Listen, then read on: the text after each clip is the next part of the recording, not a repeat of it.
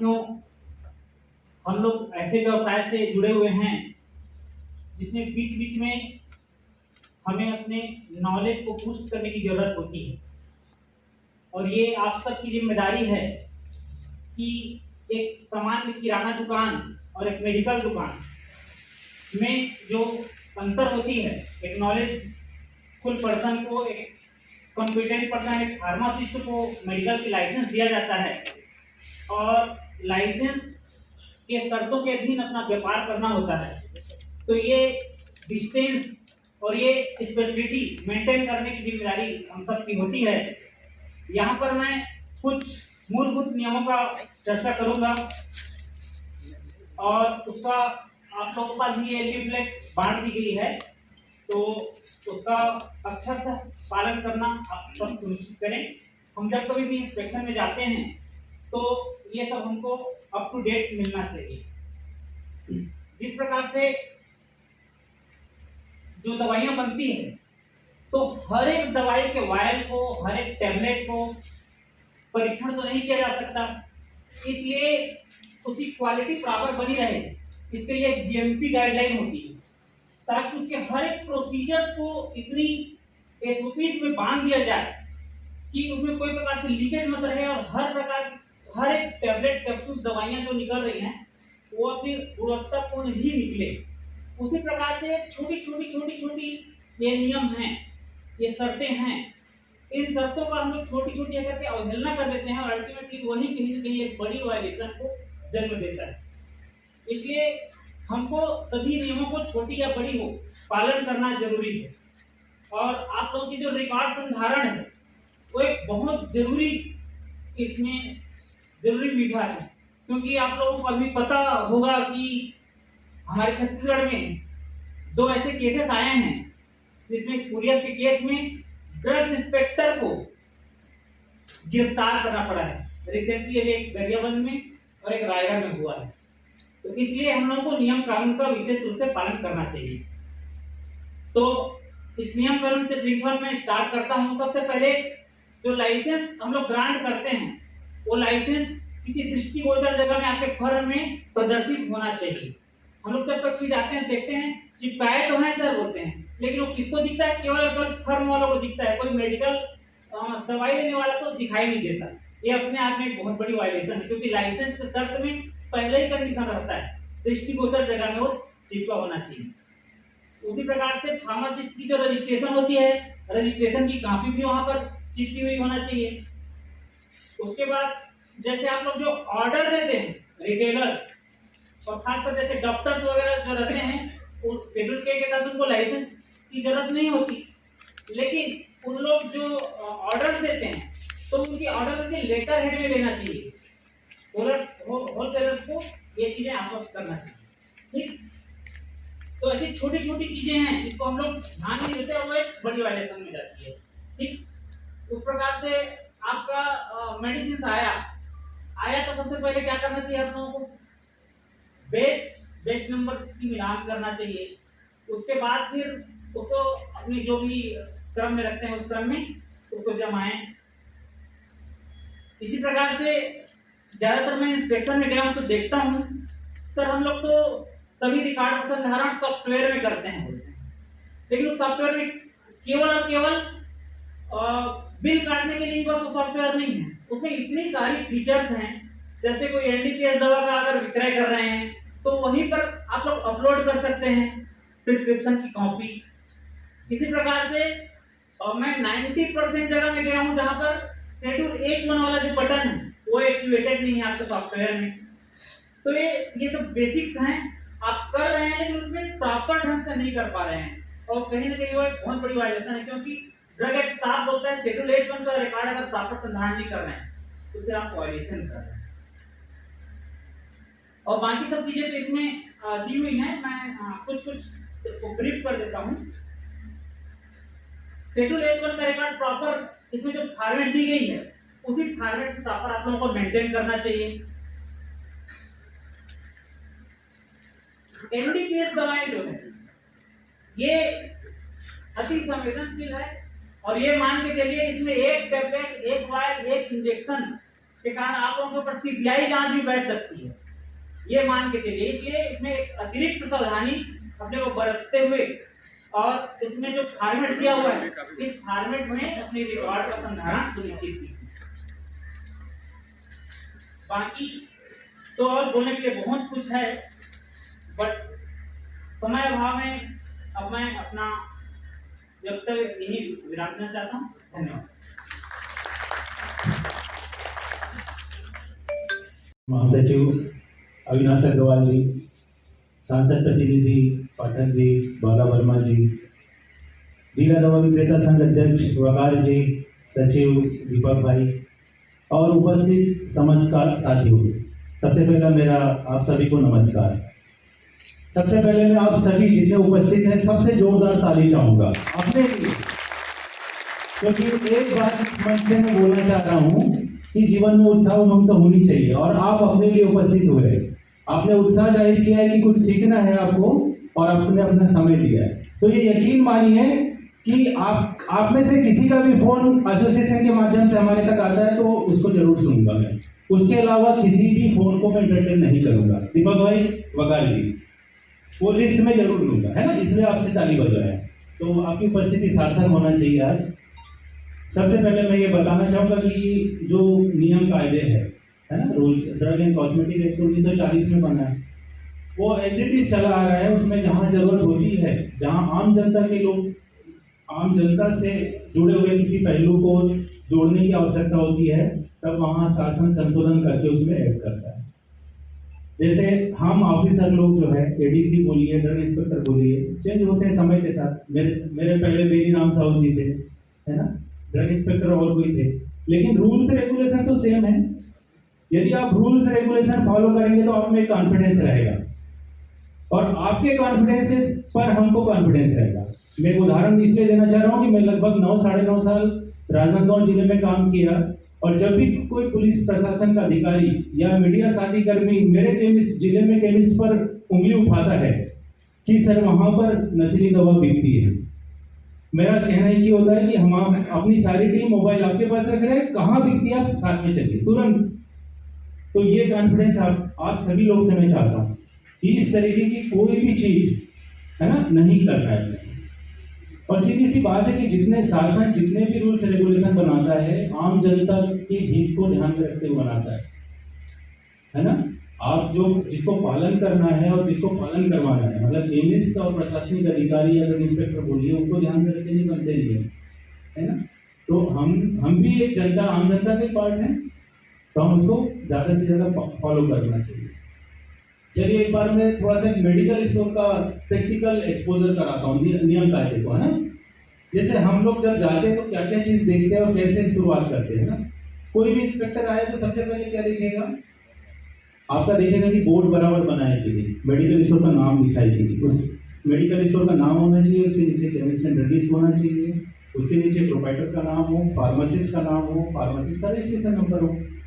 ये हो गया बाहर की चीज, बोर्ड की बात हो गई, है ना। और यदि होलसेल है तो फार्मासिस्ट की जगह एक सच्चा व्यक्ति का नाम होगा।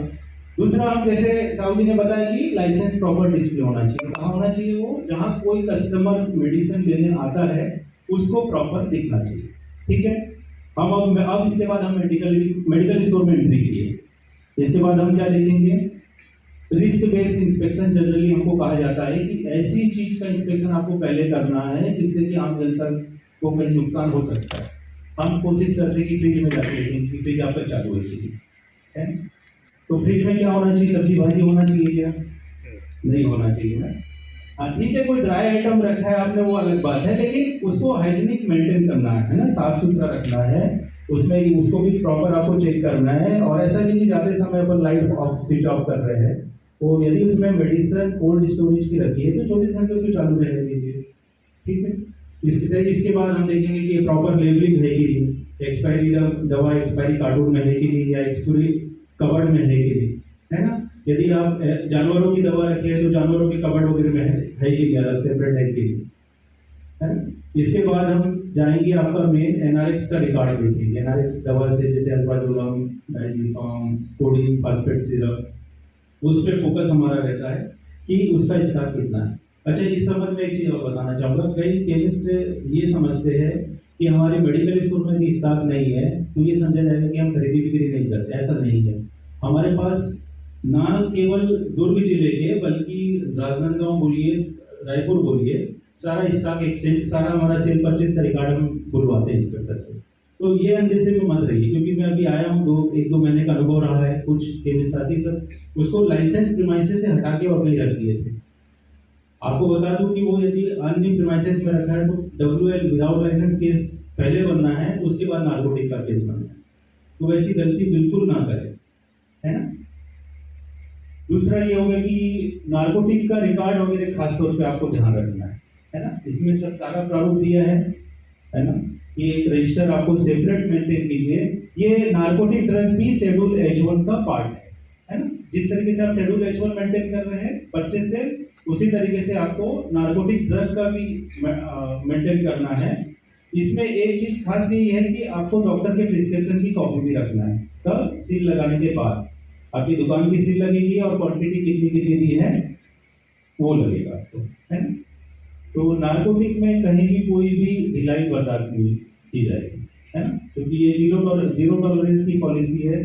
सेंट्रल गवर्नमेंट हो, स्टेट गवर्नमेंट हो, है ना, सारी जितनी भी हमारी सरकार संस्था है, सबसे मेन फोकस यही है। आज होना भी चाहिए, क्योंकि सूखे नशे के नाम पे लोग दवा वगैरह भी कहीं मिसयूज कर रहे हैं, है ना। आए दिन हम देख भी रहे हैं।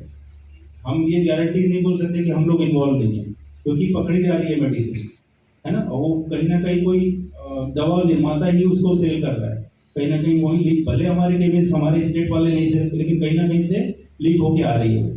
तो हमारी रिस्पॉन्सिबिलिटी है कि वैसे किसी भी पचड़े में हमको नहीं पड़ना, क्योंकि वो जीरो टॉलरेंस में अभी भी बोल रहा हूँ कि आप कहीं भी कोई भी अप्रोच करेंगे एनआरएस को लेके या फिर एबॉर्शन किट वाली दवा को लेके, तो उसको बिल्कुल नहीं सुनवाई होगी आपकी, है ना? तो अच्छे से अच्छा काम करना है वो। दूसरा ये है कि प्रिस्क्रिप्शन जब आते हैं डॉक्टर के, उसको अच्छे से देखना है, क्योंकि मेरा ये अनुभव रहा है कि जब हम पिछले राजनांदगांव जिले में एक दो जगह जब हम एनआरएस दवा की टेस्ट परचेसिंग के लिए मैंने एल्प्राजोलम लिख के भेजा, तो कुछ केमिस्ट साथियों ने एम्प्रोडिपिन दे दी। कुछ ने नहीं, 2-3 लोगों ने दिया। क्या दे सकते हैं? सही है।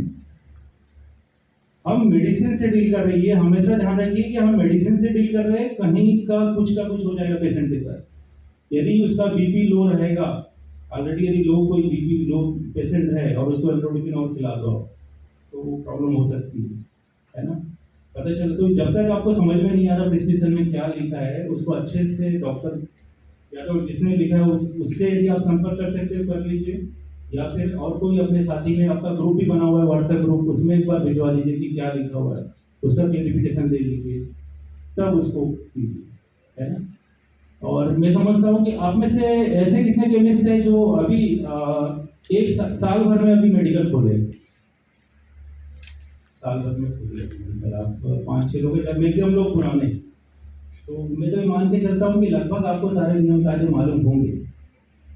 परचेस रिकॉर्ड कैसे मेंटेन करना है। अच्छा, अभी एक चीज़ और साहू जी भी बोलना भूल गए।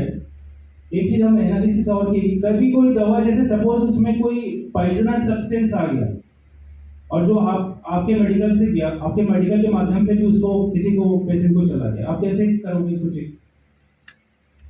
तो आप सभी से मेरा इसमें एक रिक्वेस्ट है कि जब भी हम शेड्यूल H1 और ऐसा कोई रिस्की मेडिसिन डील करते हैं, तो उसका जो सेल रिकॉर्ड मेंटेन करते हैं, तो उसमें पेशेंट का नाम शॉर्ट में गाँव डाल दीजिए और मोबाइल नंबर जरूर लीजिए।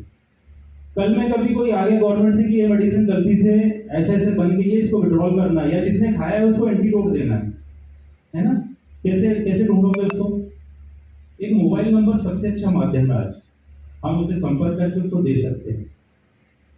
तो ये सारी चीजें, और मेरा एक और रिक्वेस्ट ये रहेगा कि आप जो मेडिसिन अपने लिए यूज कर सकते हो, अपने परिवार के लिए, अपने बच्चों के लिए, फैमिली के लिए दे सकते हो, वही मेडिसिन आप अपने मेडिकल में रखिए। बहुत बढ़िया। ये सबसे अच्छा तरीका है क्वालिटी कंट्रोल का, क्योंकि केमिस्ट जानता है, उसको सारे पेशेंट से फीडबैक मिलता है कि सब क्या, कौन सी मेडिसिन असर कर रही है, कौन सी मेडिसिन असर नहीं कर रही। रहता है कि नहीं? आप एग्री हो? रहता है, क्योंकि आप लोग सब जानते हैं और आप चुन के, जब अपने परिवार की बात आती है तो हम चुन के मेडिसिन देते हैं, है ना।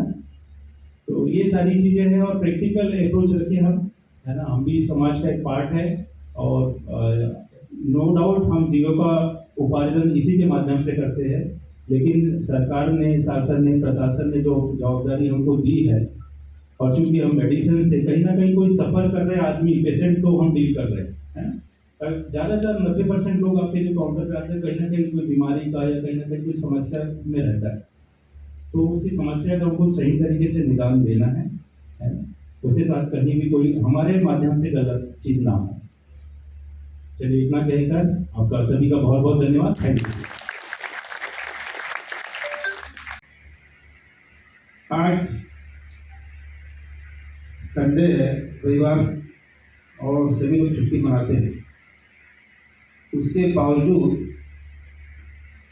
प्रशासनिक अधिकारी को आपके बीच में लेके आना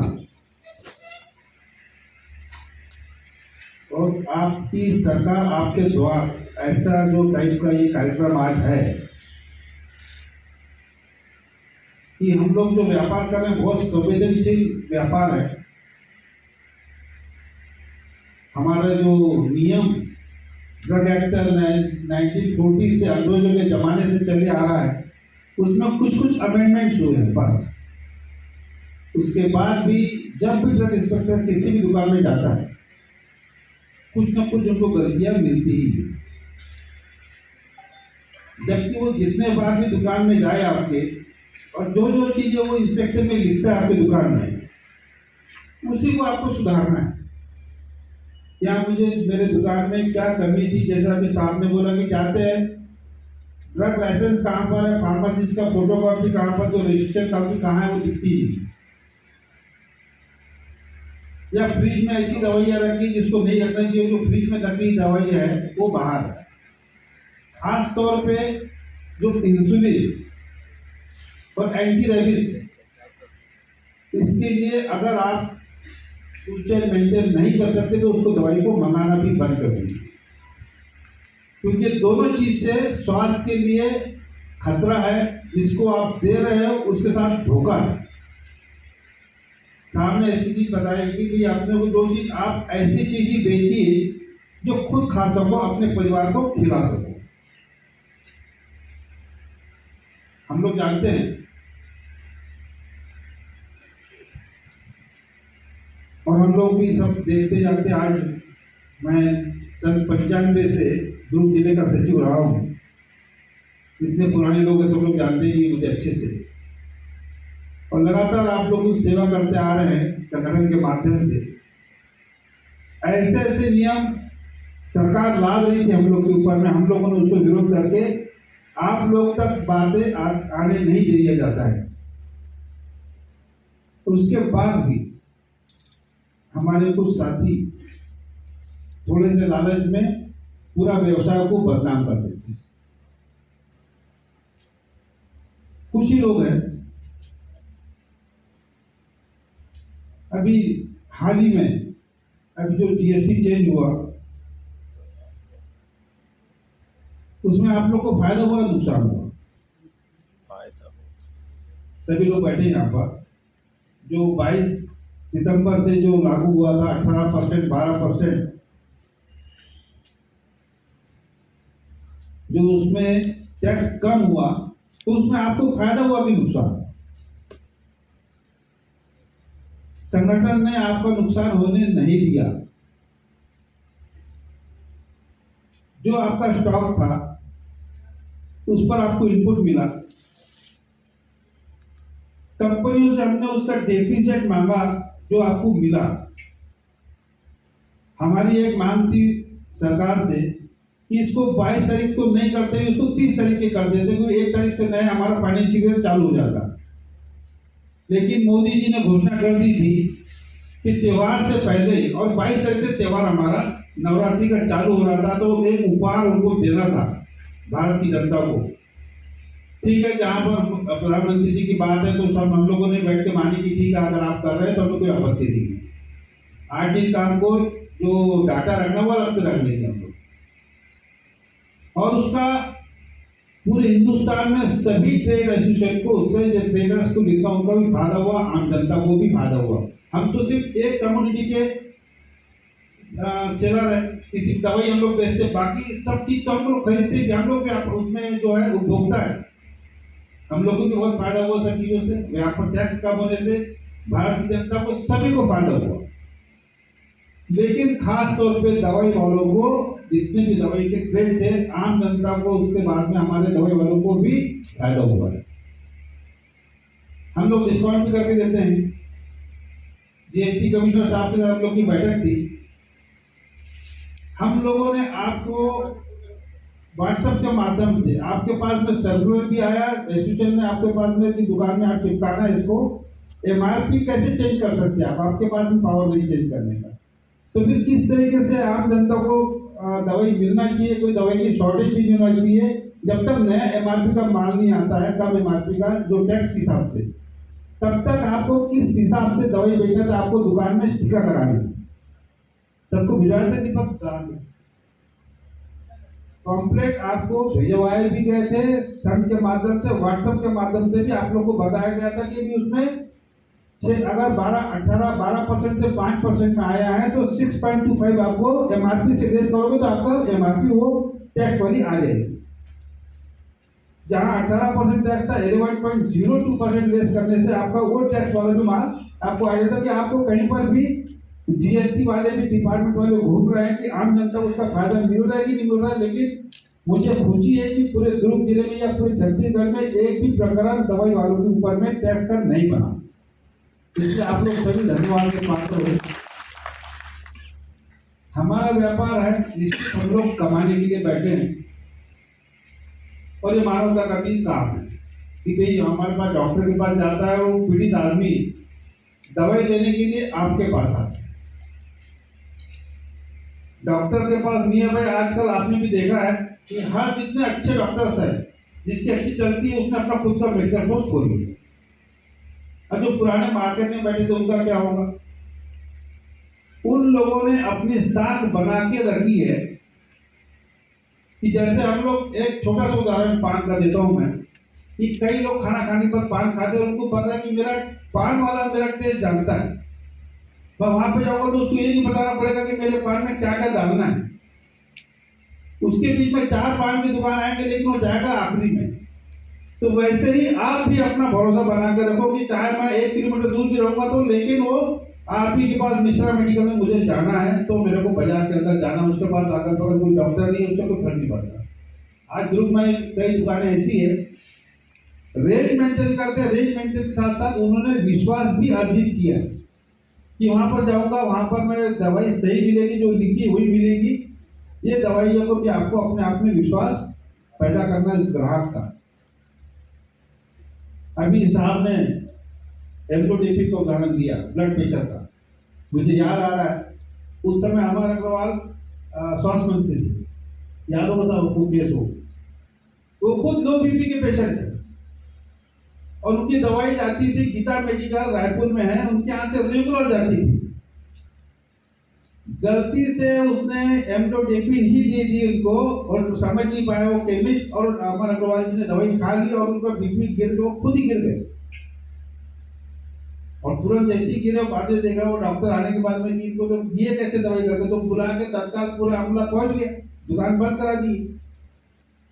अब वो चूंकि मैं एसोसिएशन में हूँ, वहां पर प्रदेश में रायपुर वाले मेरे पास आए कि चलो आप अमर भैया के पास जाना है, उनसे हमसे गलती हुई, आप माफी मांगना है, वहां दुकान खुला दो।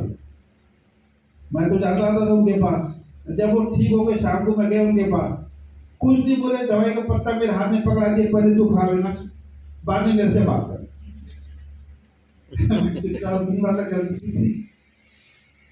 आप कौन सी दवाई प्रिस्क्रिप्शन में डॉक्टर दे रहा है, आप लोग सब अच्छे जज हो। अगर ऊपर में लिखा कि लो बीपी वाला है तो उसको एम्ब्रोडेपिन आप दे ही नहीं सकते, वो पेशेंट का वो तो बच के मरना तय है। उनके पास एक डॉक्टर बैठे थे, नहीं तो उनको अगर उसको नमक का पानी नहीं पिलाए होते तो भैया हमारे चले जाते थे। कई चीजें ऐसी जो रहती है कि दवाई देते क्या है और रहती क्या है। ये आप सब जितने भी फार्मेसी में, आप लोगों को हम लोग जो आज ट्रेनिंग यहाँ पर हम लोग जो आज बुलाए, यहाँ पर आप लोग को यहाँ पर बैठा है, संगठन ने आपके लिए व्यवस्था की है, अच्छी जगह बैठा है आपको, यहाँ पर प्रोग्राम खत्म होने के बाद में चाय पानी नाश्ता भी मिलेगा। और आपको ये सिर्फ आपको अपग्रेड करने के लिए, क्योंकि नया एरा जो आ रहा है, नए नए बच्चे जो पढ़ के आ रहे हैं, अब उनका जो उनके माइंड, उनकी जो जानकारी है वो आपसे कहीं ज्यादा है। और अभी जो नए पेशेंट भी आपके पास आ रहे हैं उनकी भी जानकारी आपसे ज्यादा है, क्योंकि गूगल में देख के आता है ये दवाई का क्या क्या काम है। आप उनको बता नहीं सकते इस दवाई ये किस काम के लिए आती है। आपको दुकान चलाना है तो आपको प्राइमरी बेस कस्टमर आपका आ रहा है तो पहले उसका स्वागत आपको कैसा करना है, कम से कम चेहरे पे स्माइल रखना है। आप भी जाओगे किसी तरह, मेरे कोई गुस्से में देख रहा तो मैं जाऊंगा भी उसके पास, अरे यार ये तो एकदम सारा ऐसे देखता रहता है, आता ही नहीं कुछ बता जब, अरे पूछ भी लो तो मेरे को नहीं मालूम, मुझसे पूछो, डॉक्टर को पूछना, मेरे से क्यों पूछ रहे हैं। अरे जितना आता उतना बता दो, प्रेम से बर्बाद करो। ग्राहक को आपको कैसे लाना है? ग्राहक ही नहीं आएगा आपके पास दुकान में, पूरी दुकान की रेंज आपके पास भरी पड़ी दुकान, और ग्राहक आपके पास नहीं आएगा, कोई फायदा नहीं है। एक सेल्समैन क्या होता है, आपके साथ में एक चीज आया लेने के लिए, चार चीज को पकड़ा दो, वो सेल्समैन। और आपको सिर्फ एक ही कम्युनिटी, आपको दवाई भरने बेचो साथ में, और साथ में कई चीजें आप भी बेच सकते हैं। पहले जो हमारे पास में अभी जैसा ऑल आउट वगैरह जो बाकी जनरल चीजें, आप दवाई की दुकान के साथ में जनरल चीजें भी बेच सकते हैं। कुछ लोग एकदम ही खाली बैठे तो मोबाइल में रिचार्ज ही कर दो कम से कम, वहां नहीं कुछ होता तो ग्राहक तो आए आपके पास। ग्राहक को आपको कैसे लाना है अपने पास, उसकी ट्रैक आपको आनी। छत्तीसगढ़ में 100 फार्मेसी कॉलेज हो गए, हर साल 10,000 बच्चे पढ़ के निकल रहे हैं। सबको तो सरकारी नौकरी नहीं मिलेगी। फिर वो क्या देखते हैं कि भाई अच्छे दुकान किसकी अच्छी चलती है मार्केट में। हाँ भाई गायत्री मेडिकल बहुत अच्छी चलती है, गायत्री मेडिकल के बगल वाले घर वाले के पास जा जाके भैया मेरे को किराए में छोटी सी जगह दे दे, वहां पर दुकान खोल लेगा, पहले बोर्ड लगा देगा 10% 15% डिस्काउंट। संगठन आपका लड़ता है आपके मार्जिन कंपनी से लेके आने की, कि आपका मार्जिन कैसे बढ़े, उसके लिए संगठन लड़ाई कर रहा है आपसे। और आप उठा के, आपको कोई दर्द नहीं होता, 10 से उसने पेशेंट झूठ भी बोल देगा मुझे 15% मिलता करके 15 भी काट देगा। ये सब चीजें आज हम लोग के साथ में, कंपटीशन के साथ में, आपको जब तक आपके पास में अच्छा स्किल नॉलेज ना हो, अपने आप को अपग्रेड ना करो, और ऐसे ही कार्यक्रम जब होते जाएंगे तो आप अपग्रेड होंगे। आज हम लोग भी संजय, हमारा भी परिवार है, हम लोग भी जाके बैठते, दीपक भाई का फोन आया, नहीं भैया चलना साथ में, ठीक है करेंगे। और यहाँ पर देख रहे, मैंने पूछा अभी वकार भाई से भी, अपने पाटन एरिया में कितने मेडिकल स्टोर है? 185 है, यहाँ पर सिर्फ 85 लोग बैठे। संगठन आपसे पैसा नहीं मांग रहा है, आपको अपग्रेड करने के लिए हम लोग तो सबको यहाँ पर लेके आया।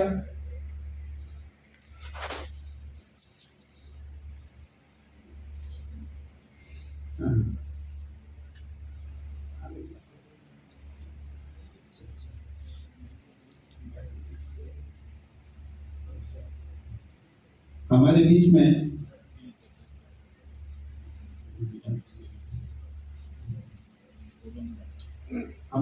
में पाटन नगर की उपाध्यक्ष श्रीमती निशा योगेश सोनी जी भी उपस्थित है, हम आपका स्वागत करते हैं। मैं हमारे जिले के अध्यक्ष से कहूँगा कि सोनी मैडम का दुर्ग जिला दवाई स्वागत करें। हमारे बीच आपके पाटन पूरे ब्लॉक की औषध निरीक्षिका श्रीमती जागेश्वरी साहू आ गई है। उनके भी आज बच्चे का फंक्शन होने के बाद में भी वो आपके बीच में आई है, इसके लिए जोरदार तालियां मैं भाई दीपक बंसल से अनुरोध करूंगा कि उनका भी स्वागत करें। हमारे बीच सीनियर गायत्री पटेल जी भी उपस्थित है, मैं पंचोली जी से अनुरोध करूंगा कि उनका भी स्वागत करें।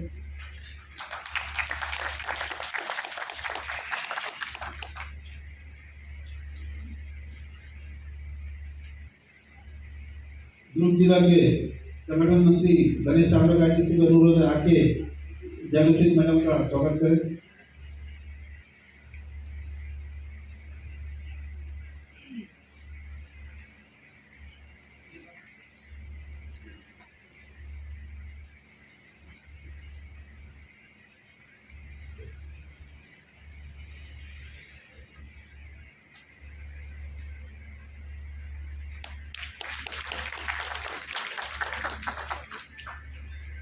युवा पीढ़ी जो हम लोग पेपर में पढ़ रहे हैं, चाहे वो हमारे घर का बच्चा भी हो सकता है, आपका किसी न किसी परिवार का, या अपनी दुकान से नहीं रहा दूसरी दुकान से दवाई खा रहा हो, तो वो है एनडीपीएस एक्ट के बारे में आपको थोड़ा संक्षिप्त जानकारी दे दूं। ये एक्ट 1985 में बना और इसके शुरू में इतने कड़े प्रावधान थे, एक मार्शल कमेटी बनी थी और इतने कड़े प्रावधान थे कि अगर जरा एक भी केस बना आपके ऊपर में तो कोई जमानत ही नहीं, सीधा उठा के केस बन के ना हटा के आपको जेल में डालना है। अगर आपने रिकॉर्ड मेंटेन नहीं किया तो ये उस समय 1985 में तो हमारे पास कंप्यूटर वगैरह कुछ थे नहीं। कम से कम आज सभी दुकानों में कंप्यूटर है। साहब ने बोला भी है, साहू जी ने बोला, मैं सुन रहा था कि आप वो जो शेड्यूल H1 के लिए जो कंप्यूटर सॉफ्टवेयर के अंदर में एक डाटा को एंट्री करने का रहता है, उसको भी आपको अपग्रेड करना है। कोई बड़ी बात नहीं है, आप उसको जो आपका सॉफ्टवेयर वाला आता है उसको बोलिए कि मुझे शेड्यूल H1 में कौन कौन से ट्रक है उसके पास लिस्ट है, वो उसके अंदर डाल देगा। NRX में कौन कौन से प्रोडक्ट आते हैं वो उसके अंदर डाल देगा। तो आपको सिर्फ एक और एक एंटी टीबी ड्रग जिसका भी आपको रिकॉर्ड रखना है। ये सब चीजों को आपको उसके अंदर डाल के बटन दबाना। जब भी मैडम लोग, साहब लोग, जो भी आप आएंगे, आप एक बटन दबाने के आपको H1 का लिस्ट है, ये मैडम ये लिस्ट है। पेशेंट का पूरा डाटा भी साथ में चाहिए। हर पेशेंट से पूछिए आपका नाम, पता और मोबाइल नंबर। दवाई दुकानों में इतने नियम कानून हो गए हैं, आपको फॉलो तो करने पड़ेगा। अगर दुकान व्यवसाय ये दवाई का है, फिर उसके बाद आप लोग बोलते हैं कि आपके पास डिस्काउंट देने के लिए आपके पास में मार्जिन ही नहीं बचा, इतने खर्चे आपके बढ़ गए, फिर आप क्या करोगे? पेशेंट को सब्सिट्यूट करोगे, जेनरिक पकड़ाओगे, मार्जिन तो एडजस्ट करना है ना। आप पेशेंट को सोचते हो कि आप हम उसको बेवकूफ बना दिए, आप धोखा एक बार दे सकते हो पास।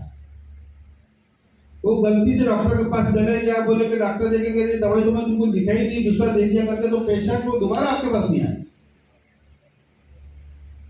एज पर प्रिस्क्रिप्शन जो है डिस्पेंस भी वैसी करना है। उसको बोलिए शाम को मंगा दूंगा, कल मंगा दूंगा। रोज रूप से कोई ना कोई आते रहता है।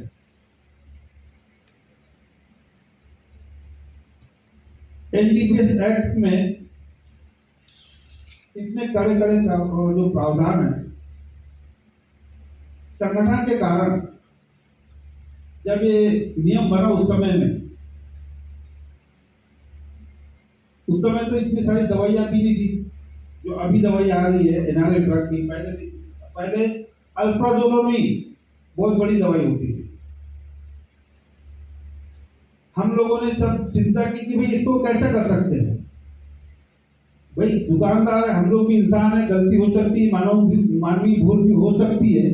तो इंटेंशनली करे तो गलत बात, लेकिन गलती से हो जाए उसके लिए भी सजा भी ऐसी कि एक बार अगर आपके ऊपर में केस बन गया तो आपको तो आप जेल में चले गए, 90 दिन तक कोई जमानत नहीं, और उसके बाद उस दुकान की प्रतिष्ठा खत्म, परिवार की प्रतिष्ठा खत्म। तो क्या करना चाहिए? करके तो हम लोग सरकार के पास गए कि भाई ऐसा नहीं हो सकता, तो कोई सुनने को तैयार नहीं। आप लोगों को याद होगा कि इस चीज के लिए हमने बंद ही नहीं किया, नहीं तो हम लोग बंद करते हैं। दुकानें हमारी मांग मनवाने के लिए सरकार के पास जाएंगे, दुकानें हम लोग आंदोलन करते हैं कि भी हम कि अगर हमारा आपने ये चीज नहीं की तो हम हमारी दुकानें बंद कर देंगे। इस चीज के लिए सिर्फ हमने एक ही लाइन उपयोग किया, जो नियम हम फॉलो नहीं कर सकते उस दवाई को हमको रखना ही नहीं। पूरे हिंदुस्तान से अल्प्राजोलम और नार्जेजोपाम जो भी दवाइयां थी हमने वापस कर दी कंपनी को। अब ऐसी दवाइयां खाता कौन है? बड़े बड़े अधिकारी IAS अफसर, बहुत बड़े सेठ, धन्ना सेठ लोग, उनको रात को नींद ही नहीं आती गोली नहीं खाएंगे तो। अब दवाई खोज रहा, मिली नहीं दवाई, हाहाकार मच गया, क्या होना चाहिए करके तो करके अगर ये लाइन को हटा दोगे तो हम दुकान पे रखेंगे। तत्काल वो एक्ट वापस लेना पड़ा सरकार को, ये हमारी जीत उस समय हुई। कोई बंद नहीं हुआ। जो चीज हम फॉलो ही नहीं कर सकते उसको रखी क्यों? लेकिन अब वो जो है वो NRS से लेकर के अब वो रूटीन जो हमारी मेडिसिन के अंदर में जो हम लोग को लगती है डेली, इसमें ब्लड प्रेशर में साइकोट्रोपिक ड्रग्स जो आती है, जो हमारे घर में भी मानसिक परेशानी हो जाती है ऐसी दवाइयाँ खाने हैं, तो सब में आजकल वही दवाई यूज हो रही है। अब किसको किसको नहीं रखोगे आप? अब हमारे पास में कंप्यूटर भी आ गया है, सब चीजें हम लोग रख सकते हैं। कहने का मतलब एक ही है कि दवाई दुकान में सब आप लोगों के पास में पूरा कागज सभी को दिया गया है, इसको पढ़ना है। और अगर DI मैडम और आपके पास में साहब लोग आते हैं, आपकी क्या कमियां है तो आपको बता के जाएंगे उसके अंदर में कि भाई ये चीज आपके दुकान में आपको सुधारना है या आपको करना है। उसी को फॉलो करेंगे तो आपकी दुकान को कोई प्रॉब्लम नहीं आएगी, दुकान आपकी अच्छी चलती रहेगी। आज हमारे बीच में अब मैडम जी आ गई है जिनका क्षेत्र है, अब वो भी बोलेगी, तो मैं अपने वाणी को विराम देता हूँ। आप लोगों का सबका बहुत बहुत आभार, मुझे बुलाया, मुझे सुना, इसके बहुत बहुत धन्यवाद। नियम से और किस हिसाब से दुकान या व्यवसाय का संचालन करना है उस संदर्भ में अपना विचार व्यक्त करें।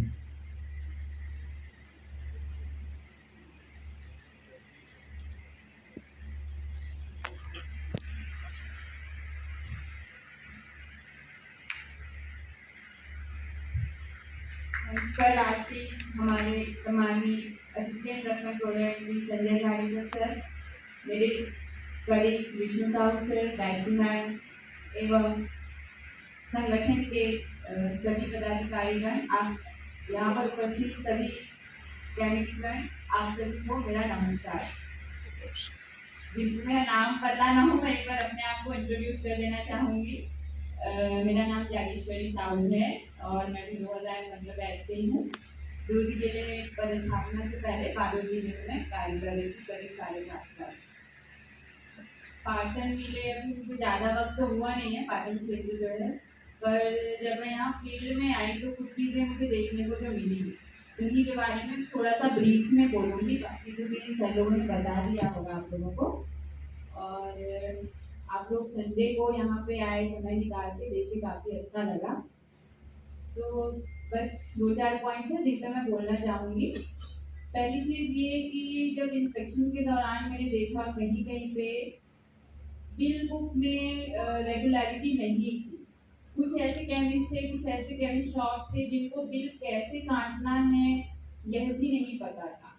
तो इसके लिए मैं आप लोगों को स्पष्ट रूप से कह देना चाहूँगी कि यदि आपके मन में किसी भी तरह का सवाल है, किसी भी तरह की क्वेरी है, कंफ्यूजन है कि बिल हमको कैसे काटना है, तो आप हमसे डायरेक्ट पूछ सकते हैं। पूछने में कभी कोई संकोच नहीं करना है। स्पेशली जो नए केमिस्ट हैं, जो पुराने हैं उन्हें तो पता है ही, फिर भी यदि किसी को कोई भी उसमें शंका है, कोई भी संशय है कि कहाँ क्या करना है, तो वो बेझिझक पूछे। मैंने सभी को यह भी बोल रखा है कि आप कार्यालयीन समय में मुझे कॉल कर सकते हैं। यदि मैं बिजी नहीं हूँ तो मैं अवश्य ही आपका कॉल रिसीव करूँगी, और नहीं तो बाद में कॉल बैक करूँगी। पर ये जवाब जब सुनने को मिलता है कि मैडम हमको तो पता नहीं कैसे काटना है, किसी ने बताया नहीं है, तो ये सुनकर थोड़ी सी निराशा होती है। कि आप यदि नए भी केमिस्ट हैं तो पुराने केमिस्ट लोग से भी संपर्क में रहिए, उनसे आप बातचीत करते रहिए। कोई चीज़ नहीं पता है उनसे पूछिए, हमसे पूछिए, है ना। तो बिल सामान्यतः क्या आंसर आता है, बिल क्यों नहीं काटा मैडम, सामने वाला बिल ही नहीं मांगता है। तो भाई आप तो लाए हो ना परचेज की बिल में कि दवाइयाँ आपके स्टॉक में दिख ही रही हैं, वो आपके फेवर में यदि आप बिल काटते हैं तो आप प्रूव कर पाते हैं कि आप किसी भी औषधि जो आपके पास है उसका किसी भी तरह का आपके मेडिकल से दुरुपयोग के लिए नहीं बेचा जा रहा है। आपसे कोई भी इंस्पेक्टर आके मांगे, आप तुरंत दिखा दीजिए फलाना दवाई का ये मेरे पास, मैंने इसी बंदे को मैंने इसी डेट पे बेचा है। उसमें जो कैश मेमो बिल बुक होता है उसमें सारे कॉलम्स की एंट्री होनी चाहिए, पेशेंट का नाम, डॉक्टर का नाम, एड्रेस, दवाई का नाम, बैच नंबर, एक्सपायरी डेट जरूर ध्यान रखें, क्वांटिटी, बाकी चीजें सेकेंडरी हैं पर ये चीजें होनी चाहिए। ये पहला पॉइंट हुआ बिल बुक के विषय में। दूसरा एक पॉइंट है, क्योंकि ग्रामीण क्षेत्र है, आजकल क्राइम के लिए कोई भी क्षेत्र मतलब चिंता नहीं रह गया, चाहे आप शहरी कहें चाहे ग्रामीण कहें। कुछ क्षेत्रों में एमटीपी किट जो अबॉर्शन किट होता है, medical termination of pregnancy kit जो होती है, उसका भी दुरुपयोग देखने में आता है। इसमें कहीं बहुत सारे केसेस में तो एमआर लोगों का भी रोल रहता है, तो कई बार वो प्रलोभन भी देते हैं, पर आपको इन सारी चीजों से दूर रहना है। ये हमेशा गाइनेकोलॉजिस्ट के प्रिस्क्रिप्शन पे ही दे, या फिर जो बीएमओ से ट्रेंड डॉक्टर्स होते हैं उनकी पर्ची पे आप दे सकते हैं और उसका रिकॉर्ड जरूर रखें। ये हो गया दूसरा पॉइंट। तीसरा पॉइंट, अभी क्योंकि हमको भी शासन द्वारा आदेश दिया गया है कि सभी फर्मों में, सभी मेडिकल स्टोर्स में सीसीटीवी कैमरा लगा होना अनिवार्य है। तो एटलीस्ट 1 से 2 सीसीटीवी कैमरा आप जरूर लगवा लें जिनके में नहीं लगा है।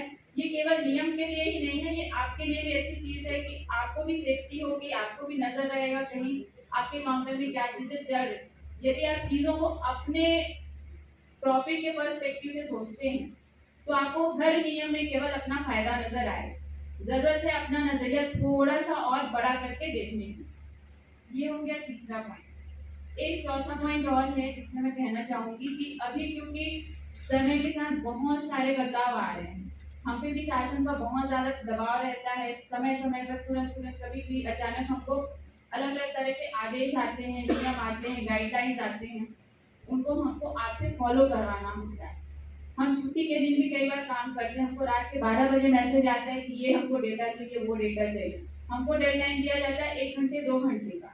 तो ऐसे समय में यदि हम ग्रुप में कोई मैसेज डालते हैं कि इस आदेश के तहत आप कृपया हमें डेटा प्रोवाइड करें या जानकारी प्रदान करें, तो उसको थोड़ी सी गंभीरता से लेंगे और हमें सहयोग जरूर प्रदान करेंगे। अभी तक सभी का सहयोग मिलते आया है, आगे भी यही उम्मीद रहेगी कि आप लोगों का सहयोग ऐसा ही बना रहे। और ग्रुप बनना है तो उसमें ऐसा नहीं है कि बस मैसेज तो रोज आ रहा है खोल के नहीं देखते चलेगा। कई लोगों के साथ ऐसा होता है, तो उसमें थोड़ा सा एक्टिव रहिए। ज़्यादा मेंबर्स नहीं है, लेकिन अगर बिना मैसेज जा रहा है आप ध्यान देते रहिए। उसमें कोई डेली के मैसेजेस नहीं होते, गुड मॉर्निंग गुड इवनिंग ये सब नहीं होता। जरूरी चीज़ें ही ग्रुप में डाली जाती हैं। उसमें मैं आप लोगों से इस बात की अपेक्षा रखूंगी कि उस पर त्वरित आप लोग एक्शन ले, देखें क्या मैसेज आ रहा है, उसको अपने एंड से पूरी तरह से फॉलो करें। और पांचवी और आखिरी चीज है, जैसा कि आज की मीटिंग का मुद्दा भी रहा है, नारकोटिक और नशे की दवाइयाँ, क्या क्या कार्रवाई हो रही है। मैं किसी भी चीज का एग्जाम्पल नहीं दूंगी, सबको पता है, लगभग सभी क्षेत्रों में हो रहा है। तो ये एक बड़ी ही बीमारी टाइप की है, ये कैंसरस मतलब कार्सिनोजेनिक आप समझिए इसको, कैंसर की तरफ फैल रहा है, युवा पीढ़ी बिगड़ रही है। थोड़ा सा संवेदनशील बनिए, मानवीयता को मत भूलिए और केवल अपना लाभ कमाने के लिए ऐसी चीजों से जुड़ के मत रहिए। इससे हमेशा के लिए आप कान पकड़ के दूर रहिए कि उस लाइन में आपको जाना ही नहीं। उम्मीद करती हूँ सारी बातें आप लोग को क्लियर हो गई होंगी और आप सभी का बहुत बहुत धन्यवाद। आप लोग समय निकाले वर्कशॉप में आए। बोलिए भारत माता की जय। भारत माता की जय।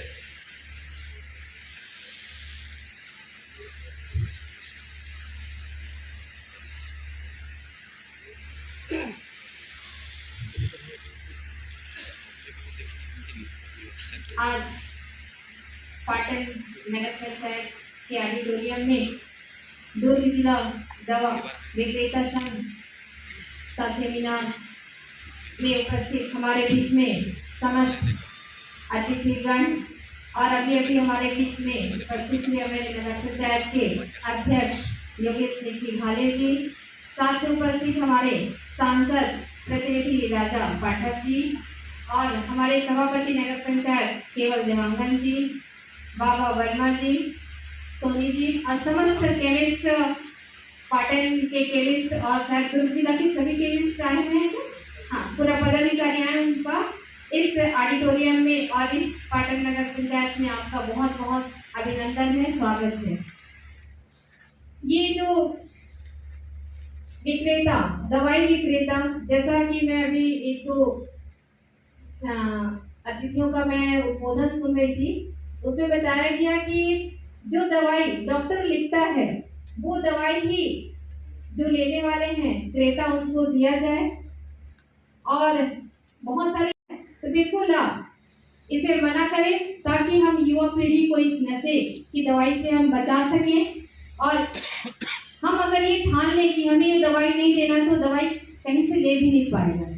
अगर एक नहीं दे रहा है तो दूसरे के पास जाएगा तो हो सकता है दूसरा वाला दे दे।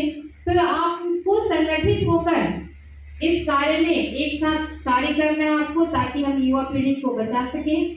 और जितना भी मैडम ने बताया, 5 जो चीजें उन्होंने बताई, उस चीज को सारे केमिस्ट इसका अनुसरण करेंगे ताकि मैडम का भी कार्य अच्छी तरह से हो सके और हमारा केमिस्ट जो है फार्मेसी वाला वो किसी भी तरह से कहीं उछाला ना जाए। क्योंकि डॉक्टर और जो डॉक्टर की दवाई होती है, भगवान को तो किसी ने देखा नहीं है, भगवान के रूप में होता है वो। और भगवान को छेड़खानी इस तरह से नहीं होनी चाहिए। इसलिए आप सभी से अनुरोध है कि जैसा आपको यहाँ से बोला जा रहा है, जिस तरह से आपको दवाई देनी है दुकानों में, उस तरह से आप उसका अनुसरण करें। बहुत बहुत धन्यवाद। जय हिंद, जय भारत, जय छत्तीसगढ़। बाबा वर्मा जी, सभापति केवल देवांगन जी और दुर्ग जिला के सभी दवाई विक्रेता संघ के समस्त आपका स्वागत, वंदन, अभिनंदन।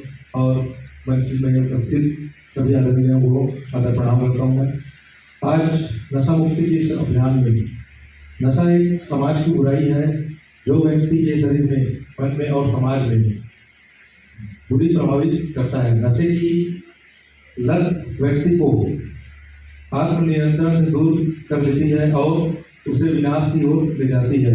तो मैं सभी दवाई विक्रेता संघ से विनम्र निवेदन करना चाहता हूँ, जो भी डॉक्टर की सलाह के अनुसार तो डॉक्टर जो दवाई पर्ची लिख रहे हैं उसी के दिशा निर्देश के अनुसार ही आप लोग दवाई दें। क्योंकि आज नशा के कारण हमारी युवा पीढ़ी काफ़ी लत में परेशान है और उससे घर परिवार काफ़ी बर्बाद हो रहे हैं। तो आज नशा के कारण पूरा मस्तिष्क पूरा जीरो है। तो इसके लिए विशेष निवेदन है। और आप सभी दवाई विक्रेता संघ तो काफ़ी समझदार है और पाटन में ऐसा कोई समस्या तो नहीं है, क्योंकि पाटन बहुत सुचारू रूप से बहुत स्वच्छ, सुंदर है और अच्छा है। इसी तरह मैं अपने वाणी को विराम देता हूँ। जय हिंद, जय भारत, जय छत्तीसगढ़, पूरी भारत माता की। धन्यवाद।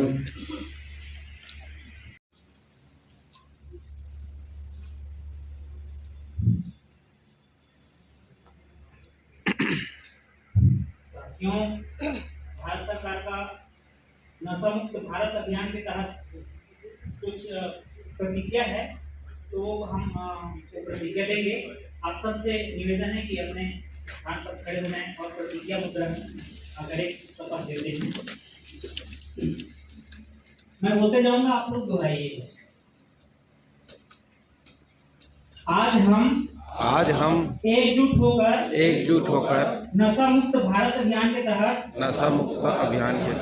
एक प्रतिज्ञा लेते हैं कि न केवल हमारे समुदाय, परिवार, दोस्त बल्कि खुद को नशा मुक्त बनाएंगे, क्योंकि परिवर्तन भीतर से शुरू होता है। इसलिए आओ मिलजुल कर अपने भारत को नशा मुक्त बनाने का संकल्प लेकर प्रतिज्ञा करता हूँ कि मैं अपने देश को देश को नशा मुक्त बनाने के लिए नशा मुक्त बनाने के लिए हर संभव प्रयास करूंगा। हर संभव प्रयास करूंगा। जय हिंद, जय भारत, जय छत्तीसगढ़। जय भारत छत्तीसगढ़। माता की जय।